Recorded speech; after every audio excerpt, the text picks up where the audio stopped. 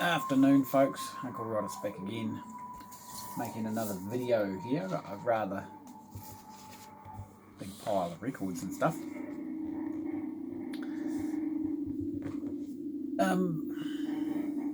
So I've just been into town, took my annual trailer load of scrap metal into the recyclers and made a whole lot of money, and promptly went to the record store and spent the whole bloody lot.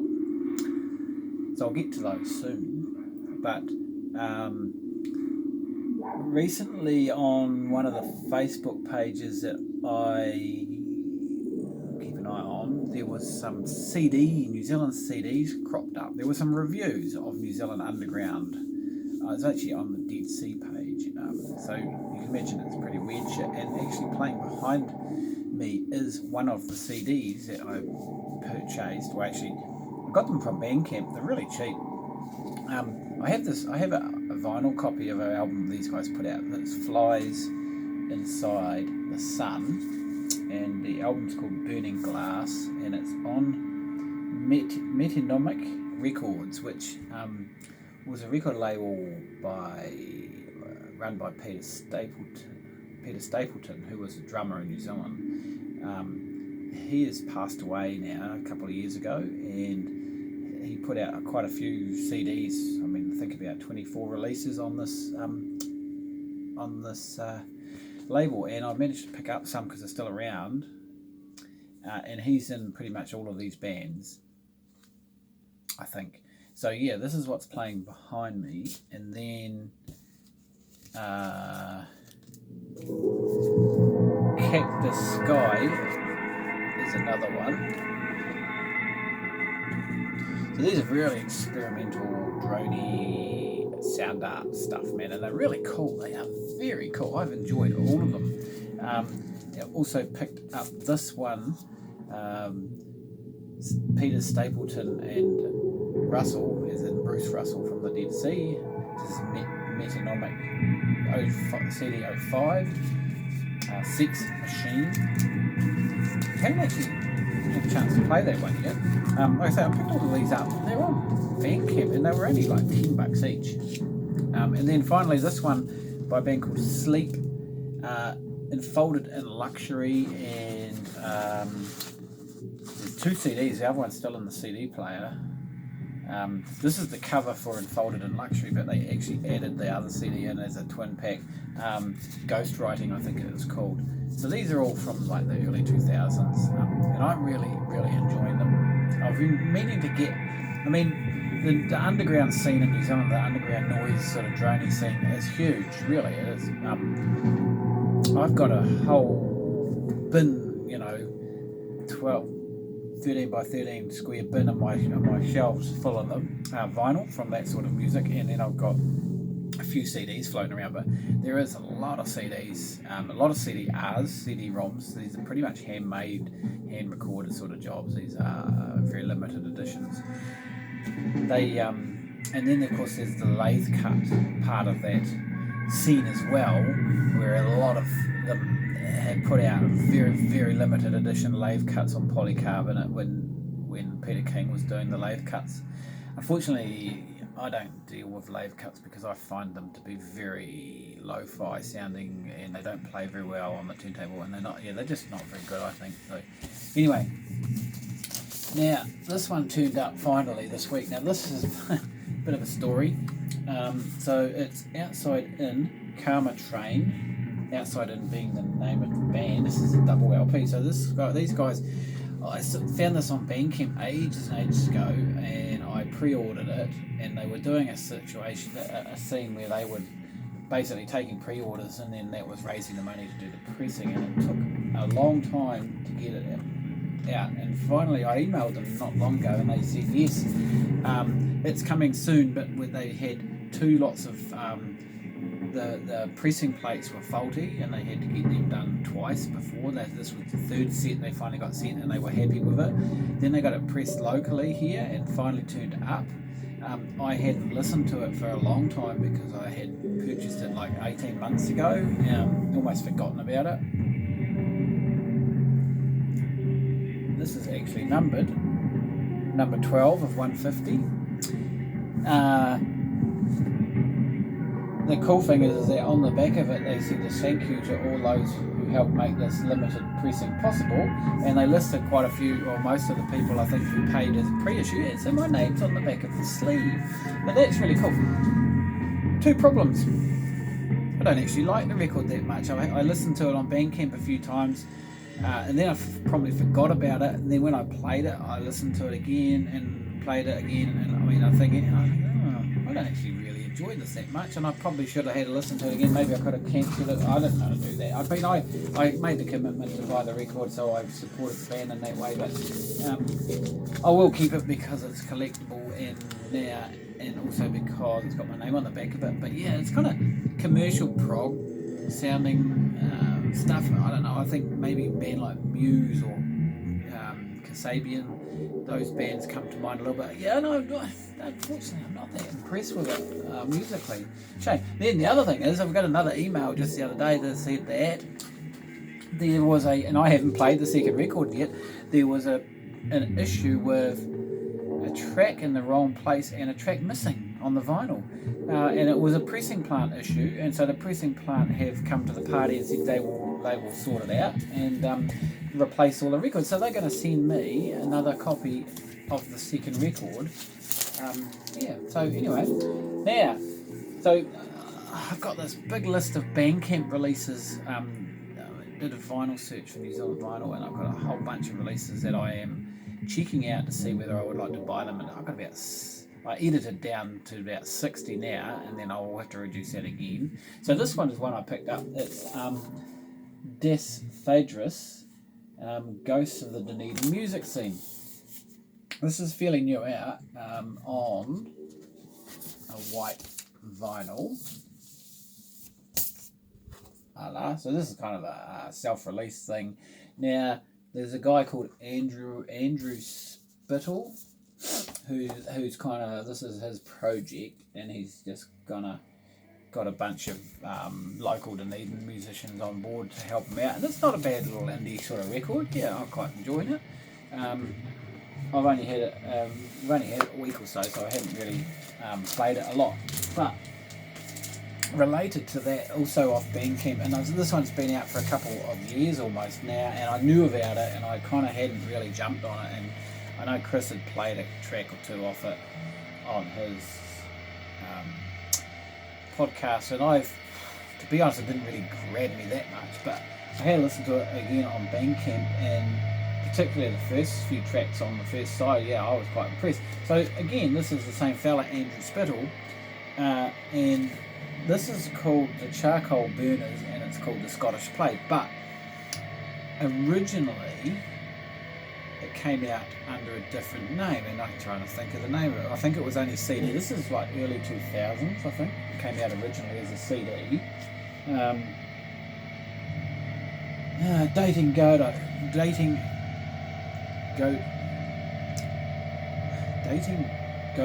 Now, how do you say that? G-O-D-O-T. Dating Godot. Is that how you say it? Yeah, so that was the original release, but they changed the band name. Double LP, yeah, really cool. Some great guitar work on it, actually really enjoying it. So, yeah, kind of glad about that. Very limited edition. It's still available, of course, because being New Zealand records and being so obscure and all that crap, they just don't sell, do they, really, out? So they're still around. So hopefully one day might be worth lots of money. Never mind. Now, Record Store Day, I didn't do anything on Record Store Day. I went tramping, and I mentioned that in my video recently. But what did happen was I did say I got an email from the guys at Record Store Day from Penny Lane to say they had some jazz, and I went on the day after Record Store Day, and I picked up a whole lot of ECM jazz and crap like that. But after the Record Store Day, when the people on Facebook were flashing around their Record Store Day purchases, this turned up on one of the posts, and it was like, oh shit, because I have the whole series of these Soul Jazz Punk 45 records, and I really wouldn't mind, obviously I didn't mind getting hold of this.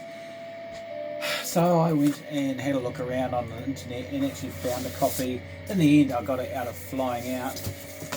So this has got a 7-inch single by Stormtrooper.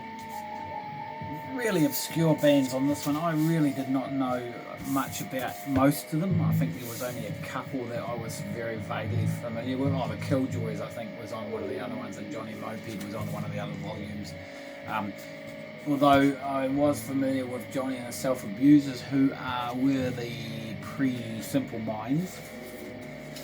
Anyway, so I'm pleased to have this, but I am also quite pissed because, okay, this is a record store day release, supposedly limited edition.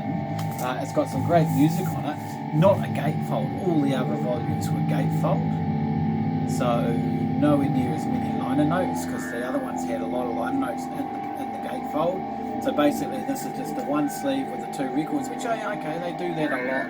On soul jazz records, and some of the jazz compilations are like that.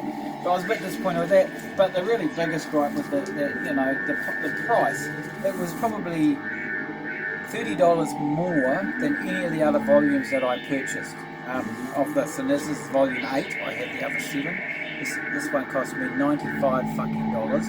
I think all the rest I paid around about $70 or less. So record store day release. Inferior product, music's still good, but and a lot more dearer. So there it is. Let's just rip everybody off on record store day. But in saying that, I've got another record store day release, and this is today. So I went into Penny Lane. I had a big wad of money from my copper, and I thought I was going to have a look around the second-hand bins and just pick up a whole bunch of maybe reasonably cheap records that I would like to have in my hand, see what's around. I never really get to those alphabetical bins where all of I'm always straight to the Kiwis and New Zealand section and straight to the new arrivals. Anyway, Gary's there. He's an old mate from school from 35 years ago, and he said to me, and there's some new jazz over there, and there's some new stuff we just put out in the new bins, and then there's another bin on the counter. He said, have a look through this. And then I, of course, went to and then there was still quite a lot of record store day releases that I hadn't sold. And then I found a bunch of stuff, and I thought, so mostly new stuff to be actually, instead of second-hand stuff in the end. So I blew my budget out pretty quickly, and so the record store day release that I did pick up is this one, The Doors. Now, I'd seen this posted from a couple of friends on Facebook, and one in particular said he was really, really, really impressed with it. And I mean, I do love the LA Woman LP. I mean, it is, between that and Morrison Hotel, are my two favourite Doors albums, and I think they're both fantastic. So I got this. Gary said this was the only copy that they got in the shop for the day, for Record Store Day, and he was surprised that they hadn't sold it. He dropped $30 off the price and then gave me another $10, so I saved $40 off the big price that they had on it. So yeah, looking forward to having a listen to that. And then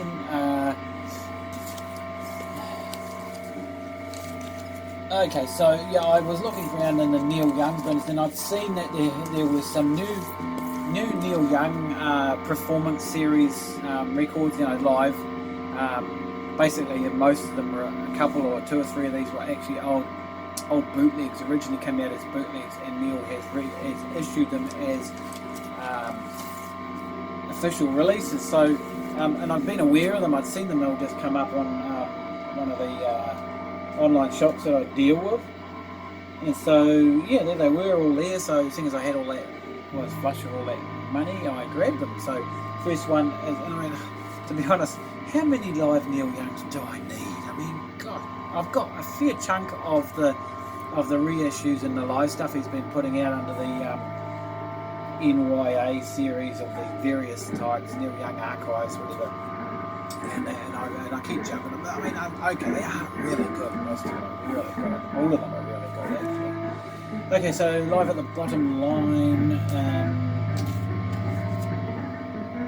Sometime in 74. Yep, yeah, there it is, 74. So there's that one. I was going to jump on these out of Flying Out with my store credit, but I ended up doing these. And then this one here. Saturday, January 30, 71 at Royce Hall, UCLA. And then finally, the last one I picked up of that was this one here, which is quite cool. I'm happy it all came down. This was originally a double LP bootleg, but this is only a single LP version. I'm not sure why that is. Maybe the other half of it wasn't salvageable. I quite like the way that they've made this to look like it's ringwear off the shelf. I mean, this was sealed. It's only a single LP, live at the Los Angeles Music Center in 1971. So there's 3 more of those live albums. There are a couple I didn't actually get around to picking up, I think, from memory. I can't remember which ones they were. And then finally I jumped on this, the new one from Neil Young, the Crazy Horse album Barn. I'd seen this being flashed around, I hadn't got around to picking it up, so now I have a copy of that, so that was cool. So yeah, now it is New Zealand Music Month, and as you can see, I'm not picking up a lot of New Zealand music right on this trip. To be honest, I went through the New Zealand bins and there are a bunch of New Zealand records that I'm waiting for. There are a whole bunch in my Bandcamp on my Bandcamp wish list, but none of those were in the shop. Those ones tend to not get to the shops very much. Okay, so as I said in a previous video, I went and had a massive splurge on a big collection of ECMs and some Blue Notes that came in, and there were some more ECMs that come out. So I've picked up about 4 today. ECM 1208 from 1982, so Art Land. I've got a couple other his records on ECM, so looking forward to that, so that's quite cool. And then I picked up 3 reasonably early ECMs, which I was quite surprised and pleased about. Of course, what I don't know is how many I missed out on in those bins. Some of the really good early ones possibly could have come out and got snaffled up fairly quickly. This is Dave Libman, Lookout Farm, ECM 1039 from 1974.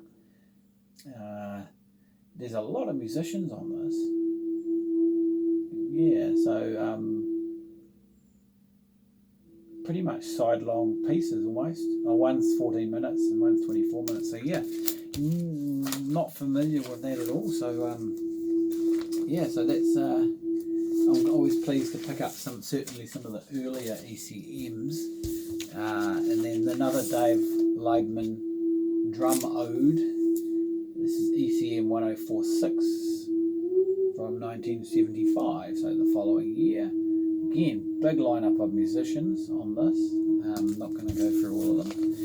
And then finally, I think, of the ECMs, another one I had not been familiar with, ECM 1038, and this is Artland again, and this time with Jan Garbarek.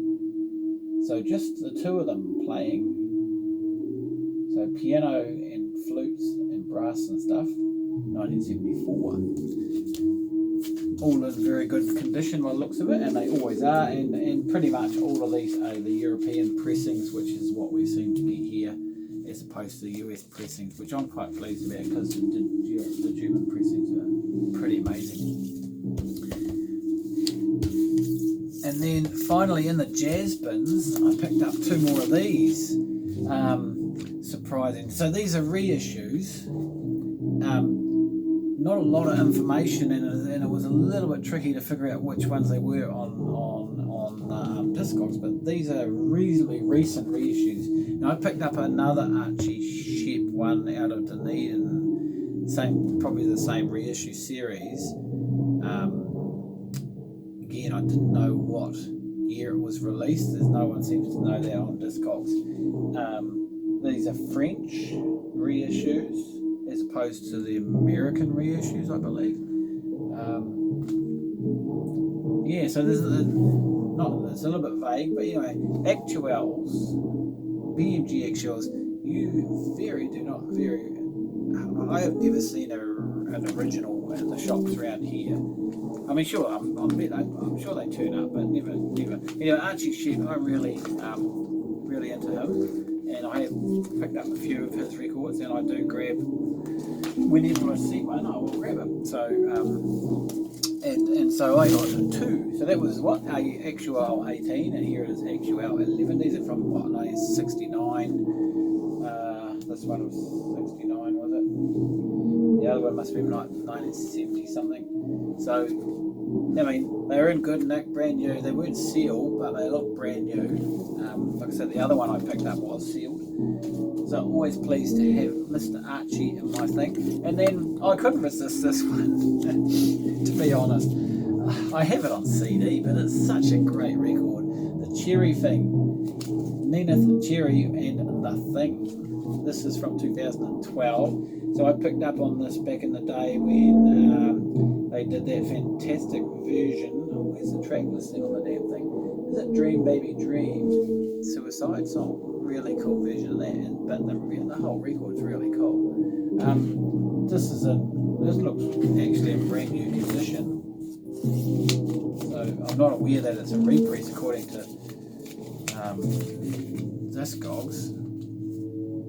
But it's in absolute mint condition. So, yeah, like I say, I didn't really need to buy that, but I do like that record a lot, and I do have it on CD. And finally, some more New Zealand stuff. So, you know, I've been picking up a lot of New Zealand compilations over the last year or so, and I've filled in a lot of gaps recently. And this one came out 3 or 4 years ago now, and I finally jumped on a copy. I hope it's in good condition. It looks alright. It's pretty shitty in its sleeve. Heed the Call is a New Zealand compilation of sort of funky, disco-y stuff from the late 70s. The reason I never originally jumped on this is because I actually had original versions of some of the best songs on this, and some of the other stuff probably doesn't appeal to me that much. But saying that, I've been collecting a lot of New Zealand compilations that lately, and I just fill in the gaps. And to be honest, a lot of them musically aren't the best, my cup of tea, but they've got enough decent music on them to warrant me owning them, and some interesting tracks. And I've picked up quite a few of those recently, so I thought, I'll grab a copy of this thing, as it's pretty much not paying for it per se. Free records, really, aren't they, in some ways? So, yeah, pleased to finally add that to my collection. So, double LP, and that's me. So, yeah, nice haul of records today. So, I shall endeavour to get them all cleaned so I can play them. So happy hunting, guys, and we'll see you again in the next video.